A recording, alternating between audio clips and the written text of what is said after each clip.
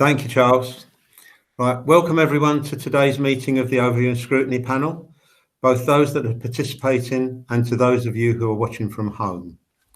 If you have technical difficulties during the meeting, then please contact the Democratic Services Officer on call, who will attempt to assist you. Today's officer on call is Charlotte Crowley, and the number to call is 577 193. I would ask participants, when you are not speaking, please mute your microphone. Microphones must only be on if the participant has been granted permission to speak.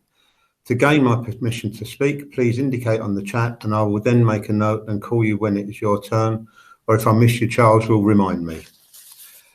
Would everyone present please ensure that their mobile phones are turned to silent and that they are not used to make or receive phone calls whilst the meeting is in progress. Please also refrain from checking emails and ensure that you are in a quiet room for the duration of the meeting. Please note this meeting is being live streamed for members of the public. The meeting will also be recorded and will subsequently be broadcast on the internet. Please can I ask the members of the panel to confirm that they are present in the meeting when I read out your name. Councillor Campbell. Present. Councillor Boyd. Present.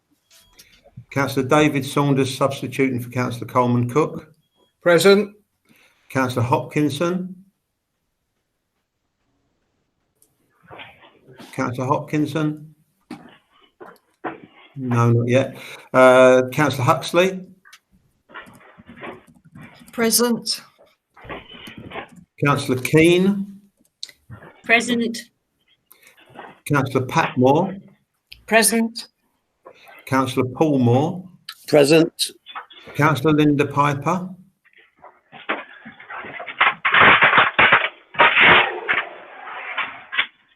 Councillor Linda Piper. I'm here. Okay, thank you. Councillor Rattigan. Here, Chair. Councillor Roper.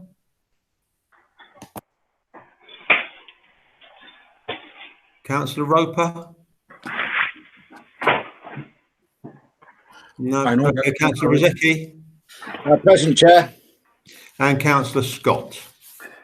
Present, Chair. Okay, thank you. I've not received any prior requests to speak under 21, but are there any members who wish to speak under 20.1? No, I have not received any requests for public speaking. Okay, members, moving on to the agenda. Agenda item 1, apologies for absence. Apologies have been received from the following. Councillor Coleman Cook, who will be substituted by Councillor David Saunders. Are there any more apologies for absence? No, thank you. Are there any declarations of interest? No. Okay, moving on to agenda item 3, minutes of the previous meeting. To approve the minutes of the Overview and Scrutiny panel held on the 21st of July 2020, a copy of which was attached to your agenda pack. Can I have a proposer and a seconder, please? I propose Councillor Campbell. Thank you, Councillor Campbell. Do you find a seconder? I would like to second Councillor Paul Moore. Thank you, Councillor Moore. Unless I hear any objection, I will take these as approved. As the silence was deafening, I will declare the minutes approved. Thank you. Agenda item 4, Draft Empty Homes Plan 2020 to 2023. I'll call upon Councillor Whitehead to introduce the item for discussion. Councillor Whitehead.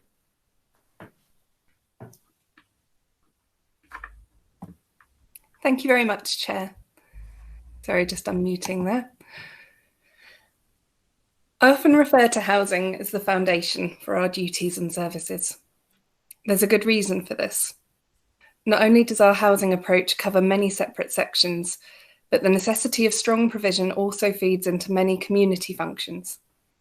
Tackling the issue of empty properties is one such crossover and is a fundamental part of our approach. Empty and derelict properties have an adverse effect on neighbourhoods. They are often unsightly and can attract crime and antisocial behaviour, such as squatting, arson, graffiti and fly tipping. They may also affect the value of neighbouring properties, by creating an impression of neglect and decline within a community. Such properties are not only eyesores and a source of neighbourhood distress, they are most significantly a wasted resource in a time of ever-growing housing demand. Many people cannot access good housing, yet many homes stand vacant. Homes that have been empty for more than 6 months are of concern, and these are known as long-term empty homes. The Council's empty property team is committed to taking action wherever possible to help bring them back into use. We do have a significant number of empty homes within our area.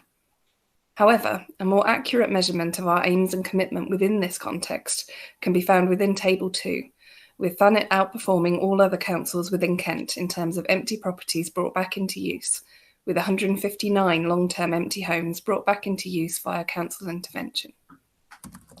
Council intervention helps increase overall housing supply and reduces the negative environmental and economic effects that empty properties have on neighbourhoods. This draft empty homes plan has been prepared to address this issue long term and provide strategies and approaches to support us in bringing empty homes back into use. The plan sets out the background to empty homes in Thanet, highlights the main ways in which the council can intervene, and explores the opportunities that could be employed to help reduce the number of long empty homes in Thanet. We welcome any comments and suggestions the Overview and Scrutiny panel may have about the draft plan. Thank you very much. Thank you, Councillor Whitehead. Councillor Campbell. Thank you very much, Chair. Yes, just a few queries. Page 6, the table on page 6 includes Medway in the empty homes. In the long-term empty homes in Kent. On page 7, the table does not include Medway. Is there a particular? I'm not particularly criticising, but if you're going to include it in 6, in 7, empty homes brought back into use in Kent, then you need to include Medway in both or neither, I would suggest. So before you answer, Councillor Whitehead, can I just confirm that Councillor Roper has joined the meeting? Yes, I have. Apologies, I was given 2 different timings on an email I'd got, but I'm here now. Okay, thank you, Councillor Roper. Councillor Whitehead, sorry, back to you. That's fine. Hello, Councillor Roper. Yes, Councillor Campbell, it's probably best that I refer to Mr. Hopkins at this point, as he prepared the table. Yeah, Mr. Hopkins. Hello there. Yeah. The reason why Medway is not in the second table is we work closely with Kent County Council and their No Use Empty campaign, and it is Kent County Council that collect all the data across Kent. And because Medway is a unitary authority, they don't collect that data, but the data in the previous table is available on a government website. Okay. On page 10, it states that an empty property is given a band C rating as high. I think this is a typo. It should be band A that's rated as high.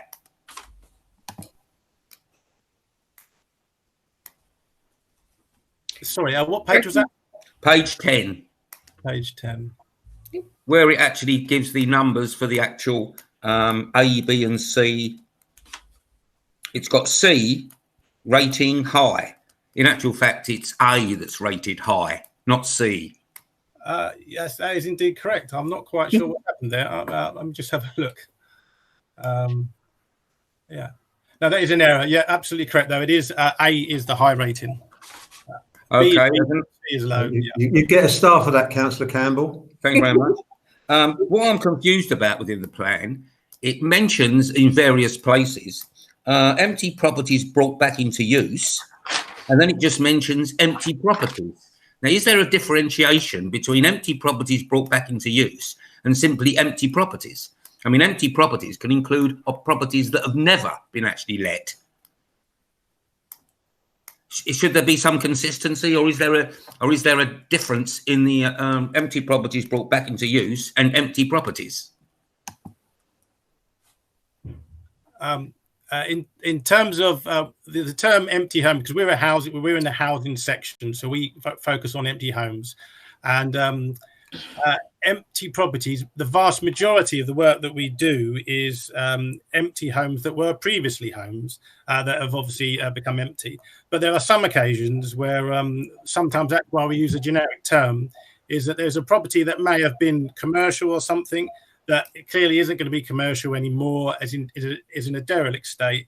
And then we look at it, and if we think it potentially could be residential, and that's probably the way it's going to go, we would include that in our intervention program and try and bring that back into use as a property, as a home. So the term empty homes is primarily because we're looking to bring them back into residential, but we use the term empty property because sometimes we look at other, we even sometimes look at pieces of derelict land which had a property on it that's been demolished, and we try to get something built on that site for residential use.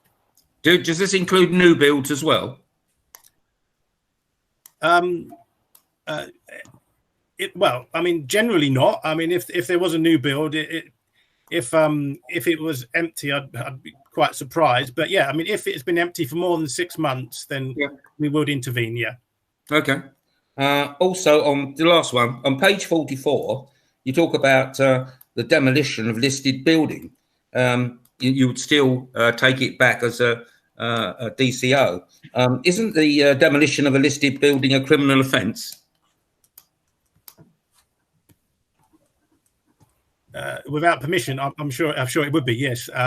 What page was that on again? Sorry. Page 44.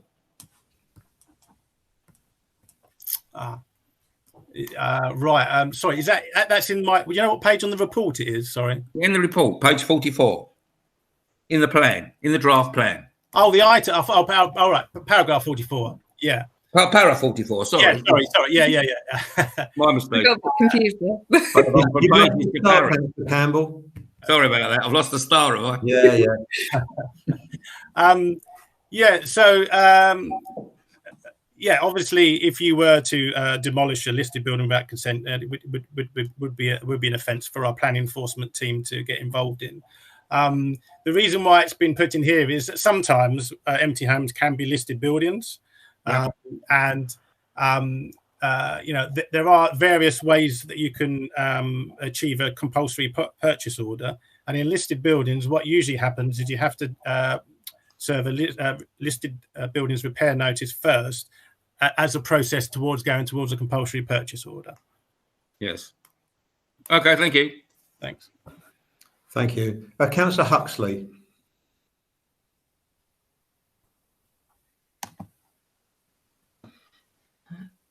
Thanks, Chair. Thanks, Richard, for the report. The plan, it's really useful. Does the TGC database that you talk about, the empty properties database, does it include empty shops and empty flats above shops? If it doesn't, can that be put in? And also, could you include brownfield sites? There's a lot in the town centres, in the 3 towns. I mean, I know in East Cliff Ward, for example, that at least 5 brownfield empty sites that have been like that for about 30 years. Thanks. I think we do include brownfield sites in terms of monitoring, and flats, of course, would be included. I'm not entirely sure about in relation to shops. So again, I'll refer to Mr. Hopkins at this point. Yes. So the database, so we have a proprietary database system, and then we can add anything to that system. So a lot of the data we collect is from the obvious source, which is council tax data. But we also respond to referrals from council like yourself or members of the public. And if it's space above a shop that could be residential, and we think that's the case, then we'd certainly add that to our list, our system. And there are some sites on our system, and we do try to monitor them. They are a lot more complicated for us because the powers are very limited for us. And empty homes intervention is not a statutory function as such.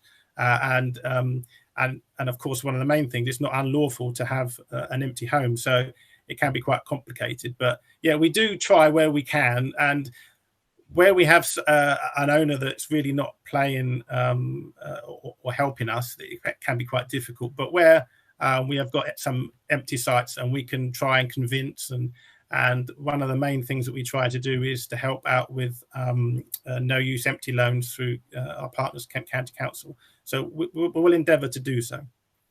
But certainly the system that we have incorporates council tax data as well as our own data that we've included.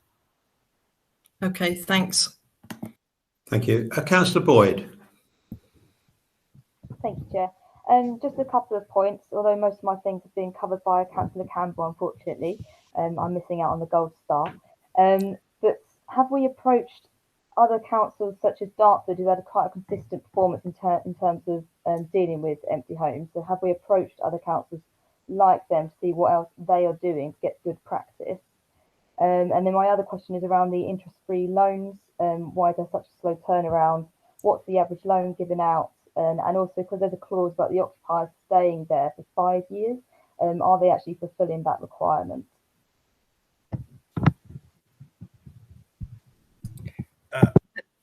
Yeah, in relation to the specifics, I'll refer to Mr. Hopkins at this point, as he'll have access to the data relating to that. Yes, thank you. In terms of Dartford, we know that the officers at Dartford very well. Though I don't attend the meeting myself, there is a Kent-wide empty property officers network, and they meet, I think it's quarterly, and they obviously share ideas, and we'll work together.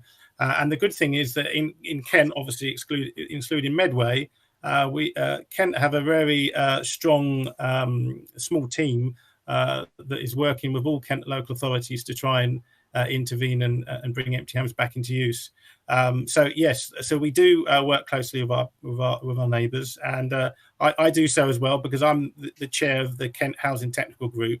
So yeah, we work with all 13 local authorities. Yeah. In terms of, sorry, my memory is not what it used to be. What was the second point? The interest-free loans, I think. Yes. And turnaround times. So that what's been happening for a long time, of course, is the interest-free loans that is not intended for owner-occupiers. That's intended for landlords or developers who are going to buy a property and then sell it on, because the idea was it's a Kent County Council £5 million recyclable fund. And if people don't pay that back because it's needed for the recyclable fund, it was always seen that it would be a bit difficult if an owner-occupier, particularly if a vulnerable person was in there, to try and, sort of repossess that house because the loan wasn't being paid back. So that was why Kent County Council go for this more developer and landlord situation. And we have been, I think we have taken nearly a third of all the funding that's been available for the 12 local authorities in the Kent area for Thanet. And actually, this year, we have already, I think, approved 11 loans in Thanet since the 1st of April. So we've had our best sort of quarter so far. In terms of the owner-occupier loans, there was a small amount of money that was made available for this scheme a little while back. And what we wanted to do is to do something in addition to what is offered across Kent. So no other local authority offers these owner-occupier loans. So a maximum of £20,000.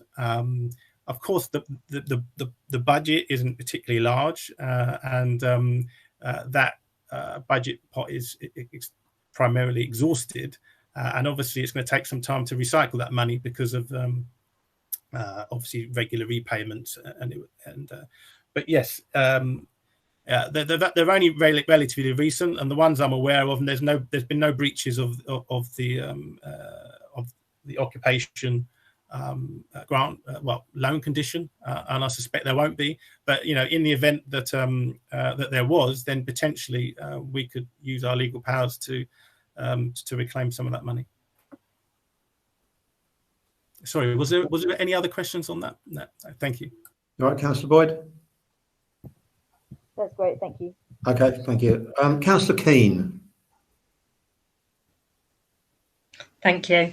Yeah, just a question. Do we need a publicity drive to get people identifying empty homes? I kind of, in my memory, seem to think that we've had this kind of thing before.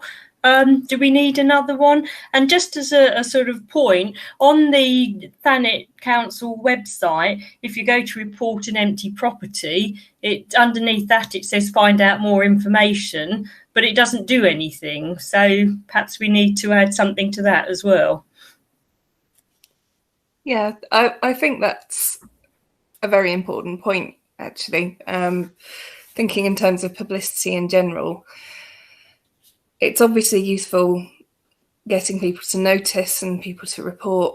But I think publicity, just in terms of what we actually do in terms of empty property, is really useful. A lot of the external narrative regarding empty homes is that, unfortunately, is that we're not seen to be very active and that we're not doing things, when in fact, as if you look at table 2, we're very active, and we were the best in terms of the Kent councils in terms of bringing empty properties back into use.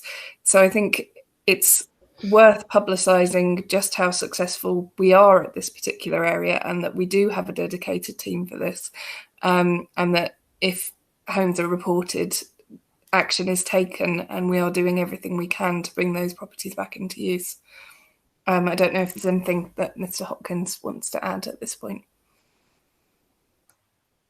Yeah, I mean, I need to reiterate your points, and also that we have, when we were approached for television, we usually get involved in that. So the last one we did was about, I think it was a year or two ago, with Matt Allwright from who usually from Watchdog, BBC One. He did a programme on empty homes, and he came down and featured some of the work that we did on BBC One. We did some publicity about a year and a bit, maybe a little bit more. We uploaded some video that our empty property officer did. But there's always room for more, and it probably is time to maybe do a little bit more. And in terms of the website link, yeah, I will certainly look at that and get that sorted out. Okay, thank you. Councillor Campbell. Thank you, Chair. Yes, just an offer, really. Ramsgate Town Council, I like to get that in every meeting, has a community ad magazine that goes out to 18,000 residents of Ramsgate. They're looking at the moment for articles to actually fill the magazine. And I'm sure if you, either Councillor Whitehead or Mr. Hopkins would contact Dean Williams at Ramsgate Town Council Custom House, they could put an article in the community ad magazine highlighting what Thanet District Council has done to bring empty homes back into use, and also ask residents to report any empty homes that they can see in Ramsgate. That seems to me to be an excellent idea, and I'm more than happy to do that. Okay, thank you.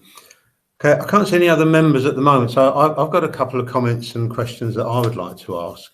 I think the first point to make is that I seem to remember that the Empty Homes team has actually been recognised sort of nationally as being good at what it does. Not sure if they've won awards. They've certainly been nominated for awards. And I think, those figures showing how many properties we brought back into use is a real credit to them, and that should be recognised. Our first question, I suppose, is I'm not sure whether I understand a bit of it correctly. It revolves around these owner-occupier loans. It seemed to suggest that there was a waiting list for owner-occupier loans. And I wondered how that can be, because surely it would be somebody who's identified an empty home needing work doing to it that it wants to buy. If they've got to go on a waiting list, the property they're looking to buy might not be there. So have I misunderstood something there? I'll refer over to Mr. Hopkins at this point. Yeah, it is a slightly unusual situation because if you want to buy a property that's more than 6 months empty, so you can essentially renovate it and move in, you've got a window of opportunity. And unfortunately, the situation as it is, that if without any money, remaining in the pot, we can't offer a loan at that time. But what we do is essentially take a note of their details, and if the money does become available in the near future, we'll get in contact with them and see whether the property is still for sale. Do they still want to buy it? Do they still want the loan? And we'll try and organise something with them. But yeah, there is a situation where people may ask, there's no money, and then by the time that money is available, potentially the property is gone, or not for sale or something. Okay, thank you. I noticed that the plan includes targets, with the targets going up at 10 homes per year being brought back into use. But at 160 homes, I mean, we compare very favourably to other districts. So it seems to me we're already doing quite well. So the question around targets is, are they actually realistic, or is it just put in there to sort of indicate some idea of progress? I mean, how have we actually arrived at the thought that we would do another 10 homes a year?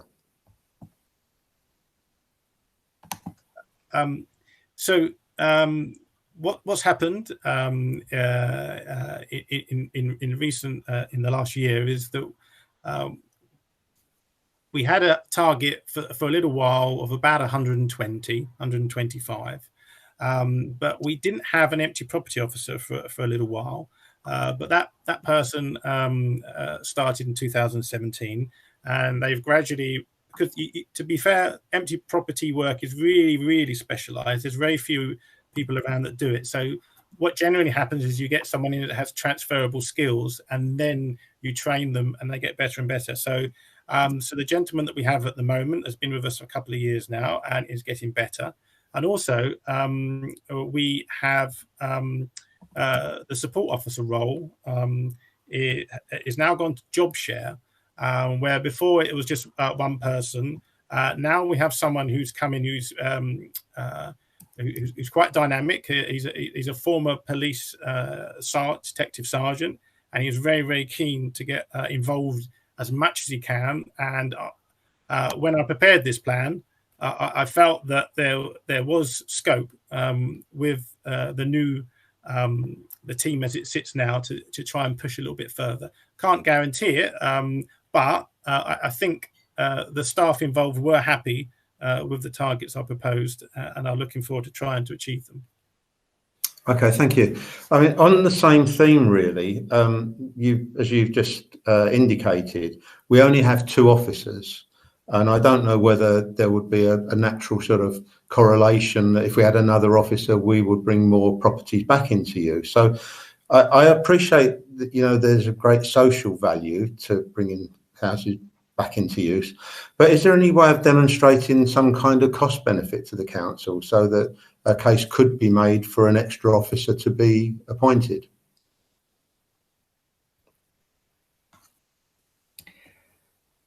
I'm not sure how. I can see how it could be quantifiable in some way, but I'm not sure how we measure it directly. Obviously, I'm all for more resources going to housing, unsurprisingly. So if there are measurables that we can use in that way, that would be very interesting, but I'll check. I'd like to refer over to Mr. Hopkins to see if there are measurables that we could use in that sense. Okay, thank you.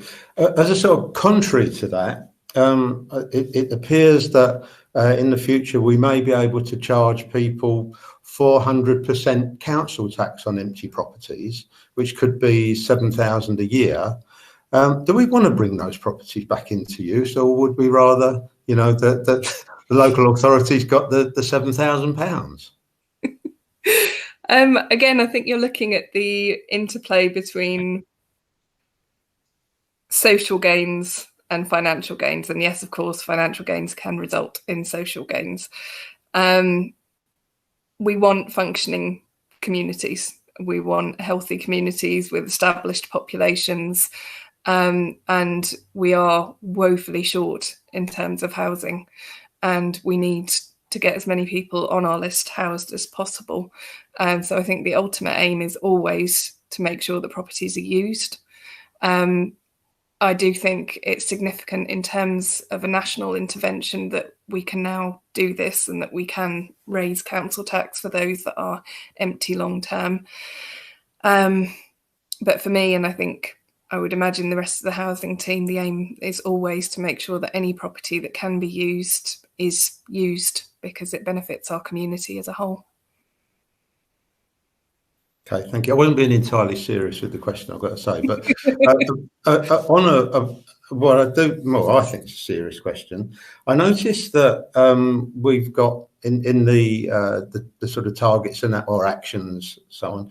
We've got going after EDMOs, and the body of the report suggests that they're difficult, if not impossible, to do. So the question is there any point in pursuing them? Might officers be better engaged in going after perhaps softer targets?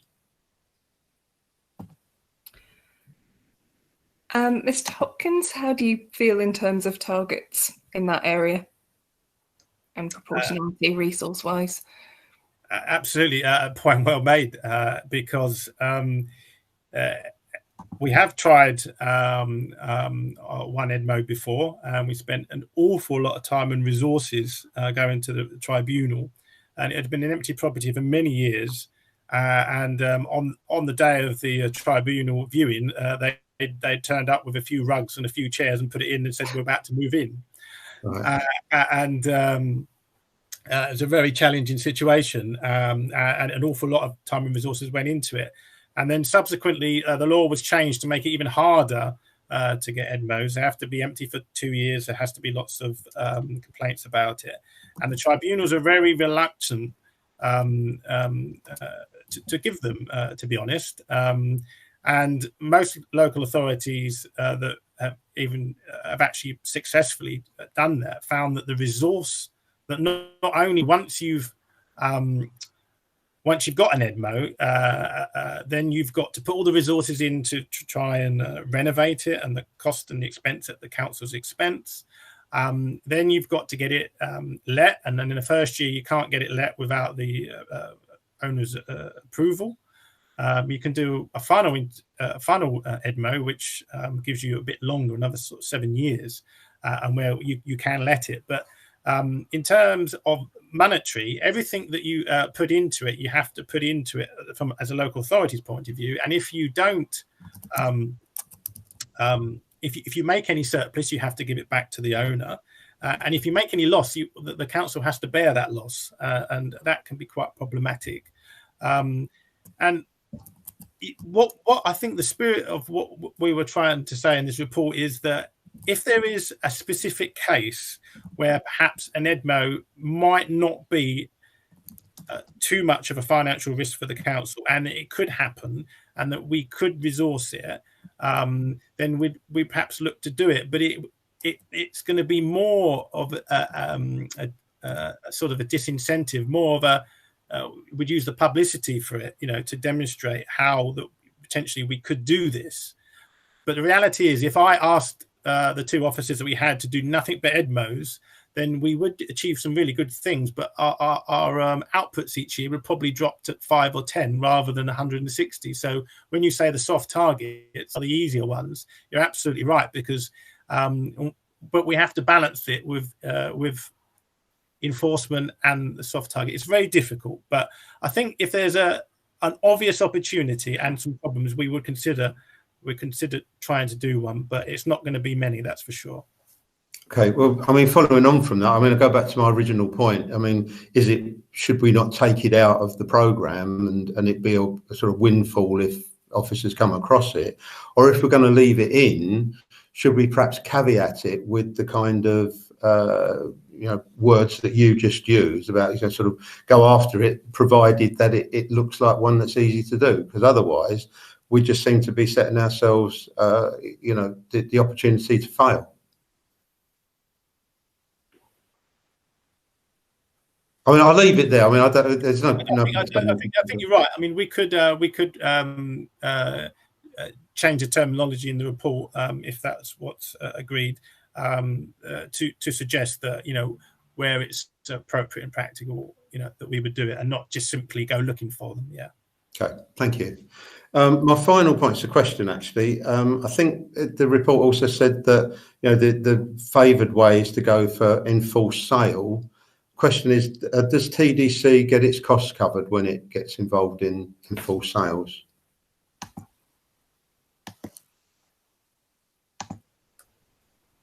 Mr. Hopkins, I think you do, but I don't want to step on your toes. So absolutely, yes. So with an enforced sale, the downsides with enforced sale is that we have to keep the money in perpetuity. So we must keep it forever in case there's a claim. But what we can do is, so for example, there was one that comes to mind where building control had to put lots of scaffolding up for a number of years and had to do some repairs. And then when we enforced the sale of that property, we managed to recoup all that money and deduct it from what was owed to the owner. Yeah. Thank you. Thank you very much. I don't see any other members wanting to speak on this item. Councillor Campbell, are you indicating or are you just waving to me? Okay, just waving. Okay, fine. In that case, members, I'd ask you to note the report and ask that officers take away our comments and consider any points that arise from that that have been suggested that you may include in the finished product. Noted. Okay, is that agreed, members? Agreed. Thank you. Thank you very much. Thank you, Mr. Hopkins, for that. Agreed. Thank you. Right, moving on now to agenda item 5, tenant and leaseholder service transition update. Councillor Whitehead, back in the spotlight again. Hello again. We are bringing our housing provision back in-house is one of our most significant tasks as a council currently, and is one that's being very ably managed by housing. This report covers the progress that's being made towards bringing the housing management and maintenance service currently provided by East Kent Housing back in-house.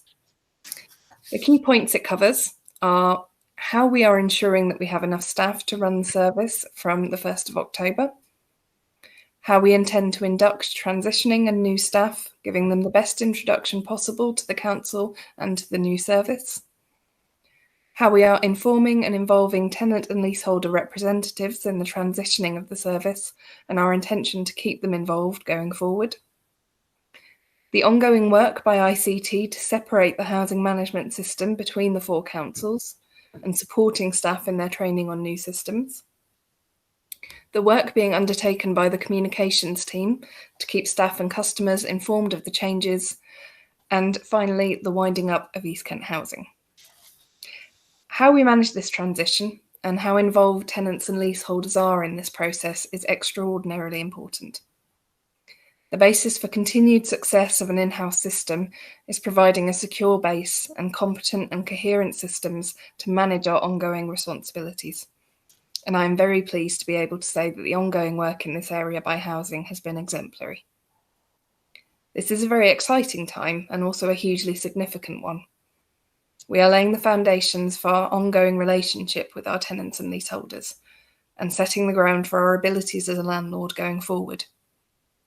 I'm hugely proud to be part of housing as they complete this work, and I can't praise them enough for their commitment to making this process fully inclusive and reflective. And we welcome any questions. Do any members have any comments or questions they'd like to raise? In which case, there's a couple of points that I would like to raise. It's a very positive report, but could I ask what, if anything, is not going to plan at the moment?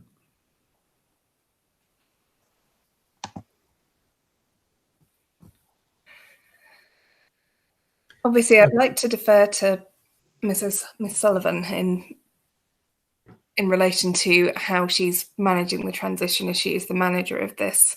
I can express what some of my concerns are currently in the run-up to the 1st of October. And a lot of that relates to how we wind up the service and how tenants and leaseholders feel listened to and have works attended to across this period. Because obviously it's quite a difficult one in terms of staff changeover and handover. In a personal sense, I've been managing that by trying to be as proactive as possible and on site as possible when it comes to our blocks. But I know that we're doing everything we can to make sure that this transitional period functions as well as it can do. And for the specifics of the situation, I'd like to hand over to Ms. Sullivan. Thank you. So things that aren't going as planned, or we are trying to plan mitigating against risk, has to be to do with the accommodation of staff at the council offices. And the reason that's posing a bit of a problem at the moment is due to COVID-19 and the mitigation that's put in place to ensure that the council is COVID secure means that there is not as much space for staff, or not the opportunity for as many staff to be in the council offices at one time. This is having a knock-on effect on our programme from induction as well, meaning that we have to split the new staff into groups to ensure they receive their new equipment and receive induction and welcome as they come to the council on the 1st of October. The other area which is not going to plan has to be ICT. There have been delays due to the complexity of the novation documents and change control notes, which are highly complex and need a lot of revision. And that has caused delays overall to our ICT plan. To mitigate this, and luckily, if the ICT side of things does fall behind, this does not pose too much of a threat to go live on the 1st of October. The staff can still run the frontline services without having the ICT in the position that we would like it to be in. Okay. I mean, do you have any worries that the 1st of October deadline won't be met? I mean, presumably it has to happen on the 1st of October, so the consequence would be that the service would not be sort of up and running properly. I mean, do you have any fears in that regard? I have no worries in that regard. The service will come over on the 1st of October. We have been very fortunate in that we have some very good people coming over from East Kent Housing that cover all of the vital areas in the housing management service.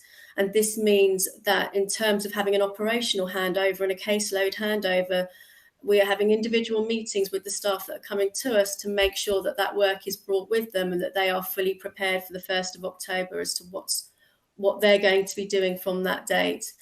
The meetings I've had so far in terms of operational handover with individual staff have been very positive, and I feel confident that they will be able to bring that workload with them. Okay, thank you. That's very encouraging.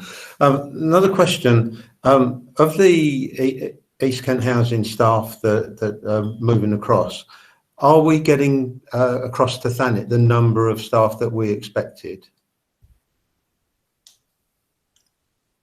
Are you happy for me to answer, Councillor Whitehead? Yes, no, more than happy. Thank you. Yes, so we, in our new structure, we are getting just over 50% of the amount of staff that we need. Obviously, this would not be enough to run the service, and we have been running a very large recruitment campaign in which we have now appointed most people to the service. Our service managers have started already, and this has given them a really good head start in being able to organise their teams as they want to and start taking a look at the processes and procedures that the service will be running by. So I feel confident that we will have the staff in place for the 1st of October to be able to run the service. Thank you. And my final question really on this is, Do you anticipate that the transition costs will stay within the £250,000 budget that was agreed by Cabinet, I think back in July? Yes. Yes. we went through the budget very carefully to make sure. Well, you just stop at yes. Stop Yeah. it. It's fine. Yes. Thank you. Okay. Councillor Roper. Hello. Yes. We talked about involving tenants and leaseholders, etc. I just wondered, what method have you been using to involve them? And have you got much in the way of feedback? Are they all happy and delighted that it's being brought into house, or are there some particular worries? We've been having much more regular tenant and leaseholder meetings, which I think at this point is absolutely essential. The key to this service will be making sure that it's a service that is reflective of our tenants, that it's something that they want, and it's something that they have input into in terms of how it functions. So we've been meeting very regularly to talk about what they want from an ongoing system, what they need, what they felt that they haven't had previously. And a lot of the feedback has revolved around communication, feeling heard, making sure that they can track what's happening with jobs that need doing, making sure that they feel heard by people that are representing them in that area. And we're looking forward to being able to address those issues with the online interface so that tenants can manage their housing needs quite effectively and see exactly what's happening and with who and who the job is with at what point. At the moment, with every meeting that I've had, people have seemed very optimistic and very happy. We are aware, and they are aware, that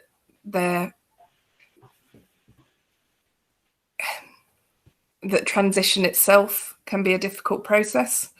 But everybody at this point is seeming quite optimistic and hopeful. And I honestly believe that with the team that we have in place to deliver this and the commitment that we have to listening to tenants, this stands to be a very, very positive development. Thank you. Councillor Campbell. Yes, thank you, Chair. Given we are where we are, taking the service back in-house is in no long short small part due to the terrible service provided by East Kent Housing. Is there a process for monitoring the transition of the service and the ongoing service provided by the in-house service? If so, what is it? And what difference is the service that we're offering to the service that offered by East Kent Housing? I'd like to speak to this initially, if that's okay. I think, and no disrespect at all to staff within East Kent Housing, because I think they've worked exceptionally hard. I think the difference, to my mind, that there needs to be is that the service needs to be coherent. There needs to be a greater level of communication across all areas. I think our focus on having people who are responsible for particular areas or for particular geographical spots is vital. But I think the overriding importance here is communication. We can't provide an effective service if we're not listening and if we're not paying attention and if we haven't put together a system that allows tenants and leaseholders to have an active role in what they want from their housing and what they need from us. And I think that's where we stand to differ. And I think that's where our systems stand to differ. But I would like to refer to Mrs. Sullivan at this point for further details. Thank you.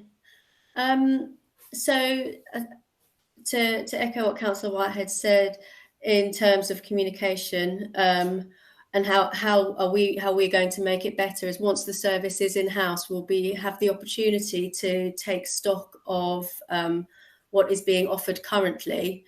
our intention is to review the service in its entirety and come up with an action plan which would be fully bought into by our tenants and leaseholder representatives as well. And to execute this plan and to be able to monitor the plan with the tenant and leaseholders to ensure that the improvements that we visualise are being put into place and that they are making a difference. As the service transitions, we will be getting the Q2 performance indicators from East Kent Housing, and I intend to use this as a baseline to see where performance is at currently so that we can monitor going forward the performance using key performance indicators. Thank you. Chair, I wonder if I could just add something. Yeah, of course. Mr. Willis. I would just like to say that part of the success of the transition so far was down to the transition project manager, which was Sally O'Sullivan, and then we were very pleased to appoint her just recently as the tenant and leaseholder service manager. So that really is, I think, is a great appointment, and also it helps with the transition, the continuity from the transition to actually running the service. I think also I'd say one of the reasons why East Kent Housing wasn't as successful as it could have been was down to the model. I think that the model of running housing services on a shared service basis, albeit through an ALMO, I think that did present some obstacles which were in some ways nobody's fault. And I think some of the objectives and focus and priorities that we had as a council regarding running our housing service didn't always translate into on the ground with East Kent Housing. And by bringing it in-house, I think we'll overcome some of those obstacles. And I would also say that we're very mindful of the risk of the service deteriorating during the period of transition. It was on our risk register, and we've been trying to address that throughout the process. And finally, looking forward, apart from coming up with an action plan where we can use as a baseline where we are now, I think we can also see in the capital programme, there's a huge amount of investment going into the housing stock over the next 2 to 3 years. Okay. Yeah, thank you, Mr. Willis. The point's well made. Could I thank you, Mr. Sullivan, for coming along tonight? Hold on a minute. Oh, sorry, have I missed you, Councillor Campbell? Again, yeah, sorry about that. Oh, yeah, okay. Yeah, sorry about that. We wouldn't get rid of you that easy. So, Councillor Campbell. I think another major failing of the East Kent housing paradigm model was that it was based upon saving money. Yeah, and that was the major constraint, that it had to year on year save money. Is this a particular feature of the new model as it's now brought in-house? I do hope not. Thank you, Councillor Campbell. Would you like to address that, Mr. Willis, or would you like to leave it hanging as, you know? I would like to say that a presumption of saving money is not mutually exclusive with delivering an excellent service. I think the council has been running for years with diminishing resources, and I think we've improved our services over the medium to long term. So I think that's just a fact of life, unfortunately, in local government. So I'm not offering any guarantees that the council will be increasing resources in the way we manage our social housing, because the HRA suffers many of the same difficulties as the general fund. So I can't make any promises about that, but I can say that within the resources that we have available, we'll be delivering a better service than has existed in the recent past. Yeah, thank you, Mr. Willis. I've got to say, I don't think there was anything wrong with having cost savings as one of the objectives of the ALMO, but there you go. So gives me a chance to thank you a second time, Mr. Sullivan, for coming along. Thank you very much. And Mr. Willis. And Councillor Whitehead, thank you very much. It's always a pleasure to have you with us. Oh, thank you very much for having me. Thank you and good night. Right, members, moving on to, we have no post issues in scrutiny tonight, so we move on to agenda item 6, which is a review of the OSP work programme. I think you'll find the paperwork for this on the supplementary agenda. Is that right, Charles? Yes, that's correct, Chairman. It's in the supplementary agenda. Okay, thank you. Okay. Before we start on that, I would just like to give members an update, because at our last scrutiny meeting, we suggested that we would set up a working party to look at the issues of memorials, statues, blue plaques, etc., following on the Uncle Mac situation that we had in Broadstairs. I'm pleased to report that we now have set that working party up. We've got all the names of the members. I hope that the first meeting will take place in the early part of September, so we can get it going there. What I would say that somebody, I think it might have been Councillor Wing or Councillor Garner, suggested that it might be an idea that we included Michelle Thomas in the working party, but the thought was that it would be up to the working party to decide if they would like to bring in witnesses when they're addressing the way forward with this policy, and so that's what we're going to do. One thing that was quite encouraging, we looked at a list of memorials and plaques and statues and so on that we've got around the district, and it was quite pleasing to note that I don't think that we've got many that are controversial. I mean, Councillor Campbell, you've seen the list as well. I don't know whether you've got any comment on that.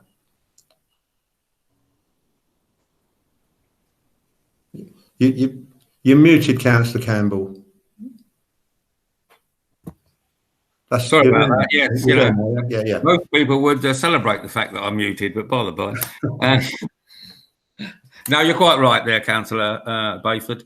I didn't see many contentious, in my view, many contentious issues, but I'm sure there's going to be some that are going to discover that there are highly contentious issues around Thanet. But to my cursory view of the list, there didn't seem to be many as far as I was concerned, but I'm not a historian and I don't know the social background to a lot of these people.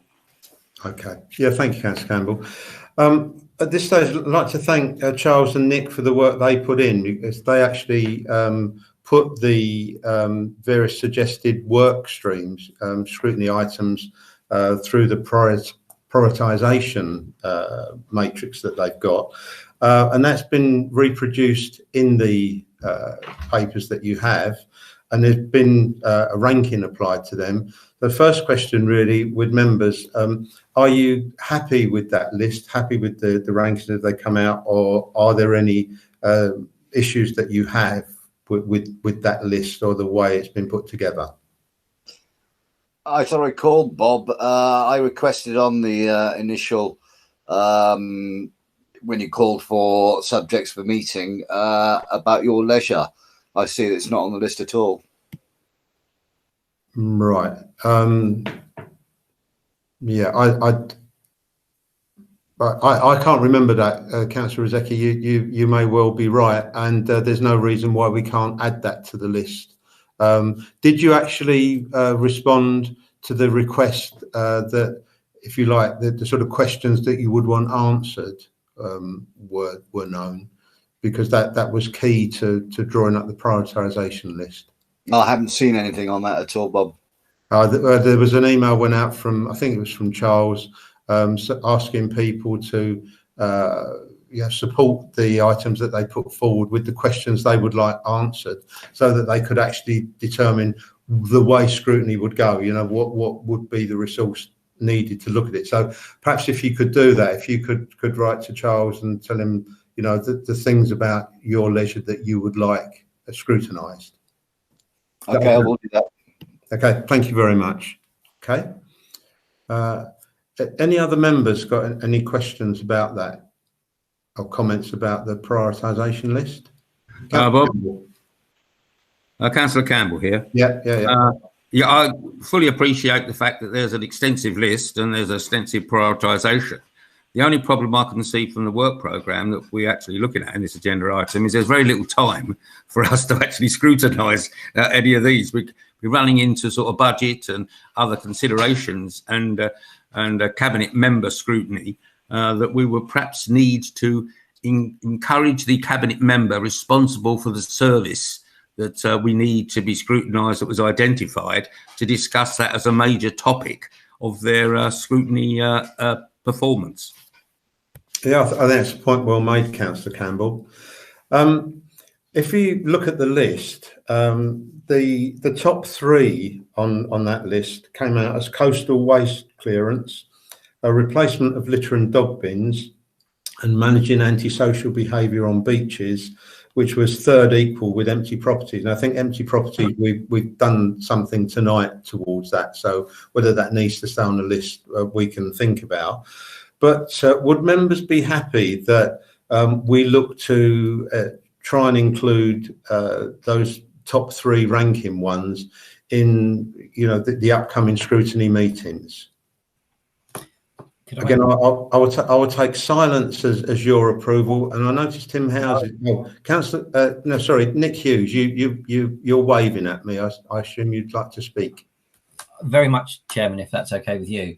I think the table that's there in Annex 2 that you've referred to. These are topics for scrutiny reviews, so they're not really designed to be topics considered by the whole panel. They're designed to be like, so you'd have what members colloquially refer to as a working party on it. So a bit like we did with the travellers, if that makes sense. So by all means, as I say, absolutely great that so many members have put a wide and varied selection of things that people want to talk about, and that's great. That's really, really good.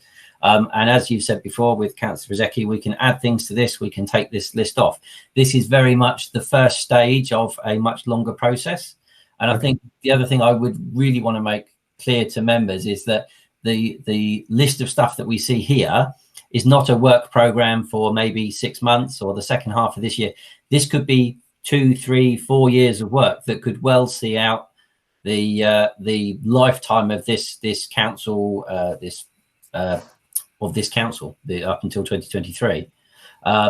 So it could be the case that if you wanted to look towards setting up a scrutiny review on the three topics or one of those three topics, we could look to do that. But bear in mind the fact that resources at this time of COVID are focused on the COVID response.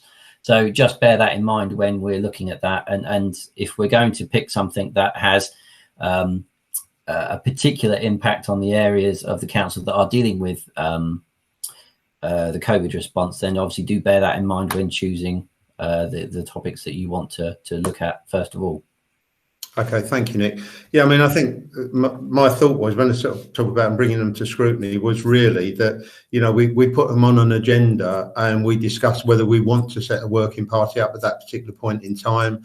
And that can be done in conjunction with, you giving us guidance as to the resource that's available and so on. I think Councillor Campbell's point is also well made, that if there's any items in there with a bit of tweaking can be covered in cabinet member report to scrutiny, we can do that. So on that basis, are members happy to agree that? Agreed. Okay, thank you very much. Okay, in which case we've commented on the report. Will members now please note it? Noted. Thank you. Agenda item 7. Now, unless there is something from the plan that the panel would particularly wish to consider at this moment, members are asked to note the report.